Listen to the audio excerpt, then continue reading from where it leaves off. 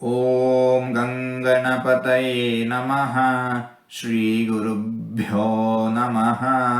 ಹರಿ ಓಂ. ನಮಸ್ಕಾರ. ಓಂ ಸೂತ್ರಾಯ ನಮಃ.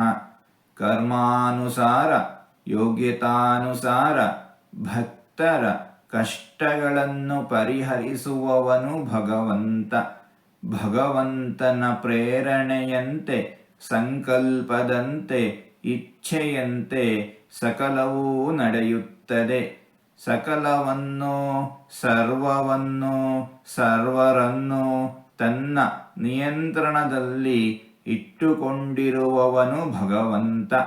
ಜಗತ್ತನ್ನೇ ನಾಟಕ ಮಂದಿರವೆಂದು ಭಾವಿಸುವುದಾದರೆ, ಸಕಲ ಜೀವಿಗಳು ಪಾತ್ರಧಾರಿಗಳಾದರೆ ಭಗವಂತನೇ ಸೂತ್ರಧಾರ. ಇಂತಹ ಭಗವಂತನನ್ನು ಸೂತ್ರಾಯ ನಮಃ ಎಂಬುದಾಗಿ ಜ್ಞಾನಿಗಳು ವರ್ಣಿಸುತ್ತಾ ಇದ್ದಾರೆ. ಹೀಗೆ 4 ತೊದಲು ಮಾತುಗಳನ್ನು ಆಡಿದ್ದೇನೆ. ಇದರಲ್ಲಿ ಏನಾದರೂ ತಪ್ಪುಗಳು ಇದ್ದರೆ ಆ ತಪ್ಪುಗಳನ್ನು ಬಿಟ್ಟು ಒಳ್ಳೆಯದು ಅಂತ ಏನಾದರೂ ಇದ್ದರೆ ಆ ಒಳ್ಳೆಯದನ್ನು ಮಾತ್ರ ಸ್ವೀಕರಿಸಬೇಕು ಅಂತ ಹೇಳಿ ಪ್ರಾರ್ಥನೆ.